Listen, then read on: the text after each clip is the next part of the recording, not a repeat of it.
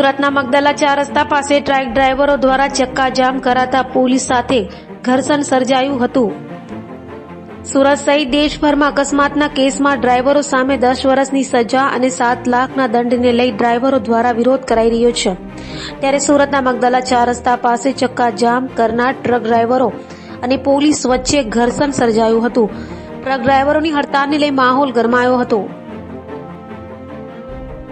આ નવા કાયદાના વિરોધમાં ટ્રક ડ્રાઈવરોએ ચક્કાજામ કરવાનો પ્રયત્ન કર્યો હતો ડુમસ રોડ પર। તો તકેદારી રૂપે અમારી પીસીઆર પેટ્રોલિંગમાં જ હતી, તો તુરંત જ અમારી પીસીઆરે જઈને રોડ ક્લિયર કરાવડાયો।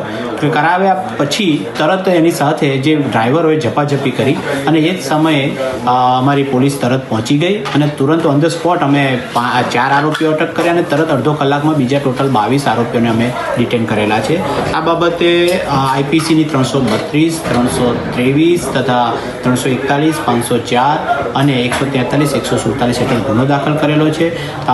અત્યારે પરિસ્થિતિ સંપૂર્ણ શાંતિપૂર્ણ છે અને રસ્તો ફક્ત 1.5 થી 2 મિનિટ જ રોકાણો હતો અને એટલા ટાઈમમાં જ અમે ટ્રાફિક ખોલી દીધો હતો અને અત્યારે પણ તકેદારી patrolling, cross patrolling, point wise બંદોબસ્ત ચાલુ છે, અત્યારે ખ્યારિયત છે।